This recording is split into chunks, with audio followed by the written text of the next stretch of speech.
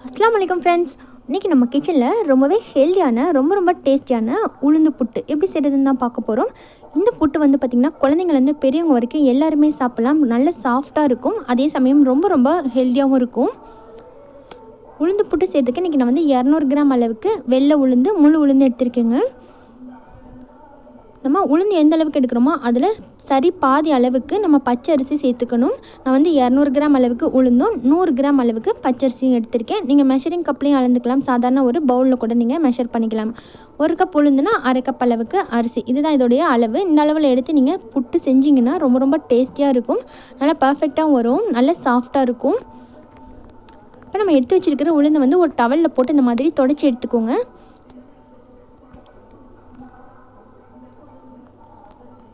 இந்த மாதிரி நம்ம தொடச்சி எடுக்கும்போது உளுந்தில் இருக்க மேலாக இருக்கக்கூடிய அந்த தூசி எல்லாமே வந்து உங்களுக்கு கிளியராக வந்துடும். 2லேருந்து ஒரு 3 நிமிஷம் போல் இது போல் நீங்கள் நல்லா தொடச்சி எடுத்துட்டிங்கன்னா உளுந்து வந்து ரொம்ப க்ளீனாக வந்துடும். அதுக்கப்புறமா ஒரு பவுலில் மாற்றிக்கோங்க. திரும்பி அதே மெத்தட்லேயே நம்ம அரிசியையும் போட்டு தொடச்சி எடுத்துக்கலாம்.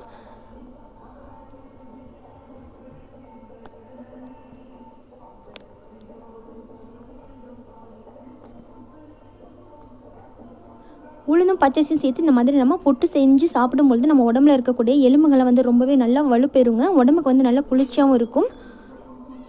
பாருங்கள், இந்த அளவுக்கு இதை வந்து நல்லா தொடச்சி எடுத்ததுக்கப்புறமா நம்ம இதை வந்து ஒரு பவுலில் மாற்றிக்கலாம். இப்போ ஸ்டவ் ஆன் பண்ணிவிட்டு ஒரு பேன் வச்சுக்கலாங்க. அதில் வந்து பேன் நல்லா சூடானதும் நம்ம எடுத்து வச்சுருக்கிற அரிசியை சேர்த்துக்கலாம். அரிசி சேர்த்து நம்ம வறுக்கும்போது ஃபுல் ஃப்ளேமில் வச்சு தான் நல்லா வறுக்கணும். அப்போ தான் வந்து அரிசி வந்து உங்களுக்கு நல்லா பொரிஞ்சு வரும். எப்போதுமே நம்ம எந்த பொரி அரிசி எது ப்ரிப்பேர் பண்ணாலுமே வந்து அரிசி வறுக்கும்பொழுது நல்லா ஃபுல் ஃப்ளேம்லேயே வச்சு நல்லா வறுத்தோம் அப்படின்னா தான் அரிசி வந்து நல்லா பொரிஞ்சு நல்லாயிருக்கும். இப்போ இது வந்து நல்லா பொரிஞ்சு வந்துருச்சு. ஒரு பிளேட்டில் மாற்றிட்டு நம்ம எடுத்து வச்சுருக்கிற உளுந்தை சேர்த்துக்கலாங்க. உளுந்து வறுக்கும் பொழுது மீடியம் ஃப்ளேம்லேயே வச்சு வறுக்கணும், இல்லைனா உளுந்து வந்து மேலெல்லாம் கருகிரும், உள்ளார வந்து உங்களுக்கு சரியாக வறுப்படாமல் இருக்கும். அதனால் மீடியம் ஃப்ளேம்லேயே வச்சு அடிக்கடி இது மாதிரி நல்லா கலந்து விட்டுட்டே இருந்திங்கன்னா உளுந்து வந்து நல்லா செவந்து வரும். உளுந்து நல்லா செவந்து வாசனை வர வரைக்கும் உளுந்தை வந்து நம்ம வறுத்துக்கணும். பாருங்கள், உளுந்து இந்த அளவுக்கு வந்து நல்லாவே செவந்து வந்துருச்சு, நல்லா கோல்டன் கலர் வரணும். அந்த அளவுக்கு இதை வந்து நல்லா வறுத்துட்டு இதை வந்து நம்ம ஆற வச்சுக்கலாம்.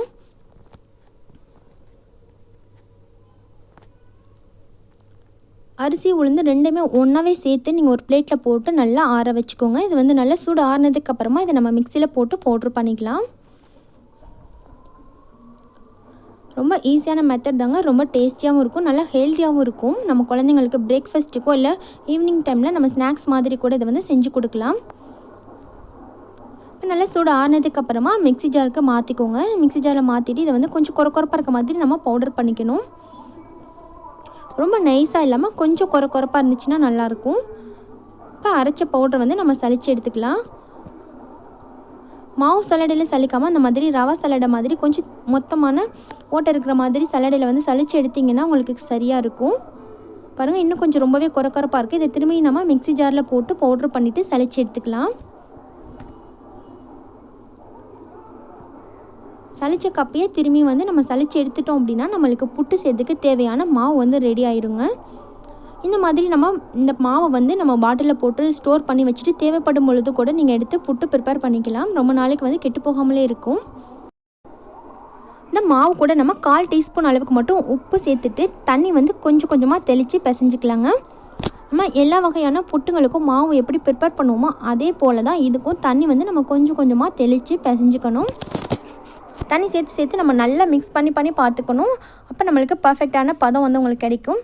தண்ணி அதிகமாக சேர்த்துட்டிங்கனாலும் புட்டு வந்து கட்டி பிடிச்சிரும், நல்லா இருக்காது.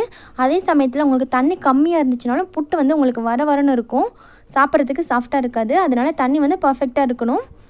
பாருங்கள், இந்த மாதிரி புட்டு பார்க்குறதுக்கு மாவு வந்து நல்லா உதிரியாக இருக்கணும். அதே சமயம் நம்ம கையில் பிடிச்சு பார்க்கும்போது இந்த மாதிரி நல்லா டைட்டாக பிடிக்க வரணும், கொழுக்கட்டை மாதிரி பிடிக்க வரணும். அப்படி இருந்துச்சு அப்படின்னா தான் வந்து இது சரியான பக்குவமாக இருக்கும். பாருங்கள், இந்த அளவுக்கு இருக்கணும். நம்ம உதுத்து விட்டோன்னா கையில் வந்து நல்லா உதிரியாக உதிர்ந்து வந்துடணும். ஸோ இப்போ மாவு வந்து நம்மளுக்கு பர்ஃபெக்டாக ரெடி ஆகிடுச்சு. இந்த ரெடி பண்ண மாவில் பார்த்திங்கன்னா ஒரு குட்டியாக சின்ன கட்டிங்லாம் இருக்க மாதிரி இருக்கும். அதனால அதை வந்து நம்ம 2 பேட்சாக பிரிச்சுட்டு மிக்ஸி ஜாரில் போட்டு லைட்டாக ஒரு பல்ஸ் மட்டும் கொடுத்திங்கன்னா போதும். அந்த குட்டி கட்டிங்கெல்லாம் உடஞ்சி நல்லா சாஃப்டாக வந்துடும் மாவு. இது போல் மாவு ரெடி ஆனதுக்கப்புறமா இதை வந்து நம்ம வேக வச்சு எடுத்துக்கலாம். நம்ம இட்லி பாத்திரத்துலேயே வேக வச்சுக்கலாம், இல்லை ஸ்டீமர் எதில் வேணாலும் நீங்கள் வேக வச்சு எடுத்துக்கலாம். ஒரு துணி போட்டுட்டு அதுக்கப்புறமா நம்ம ரெடி பண்ணி வச்சுருக்கிற மாவு வந்து சேர்த்துக்கலாங்க.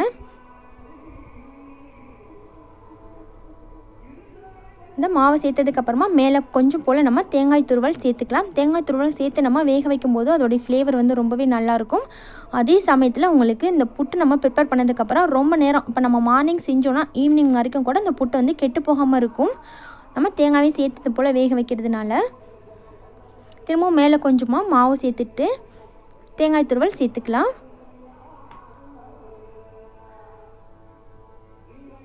இப்போ ரெடி ஆயிடுச்சுங்க வேக வைக்கிறதுக்கு. தண்ணி கொதிச்சதுக்கு அப்புறமா நீங்கள் பாத்திரத்தில் உள்ளார வச்சுட்டு மேலே க்ளோஸ் பண்ணி வச்சுருங்க. 10 நிமிஷம் சரியாக வெந்து வந்துச்சு அப்படின்னா போதும். 10 நிமிஷத்துக்கு அப்புறமா நம்ம வெளியில் எடுத்துட்டு இதை வந்து நம்ம சர்வ் பண்ணிக்கலாம்.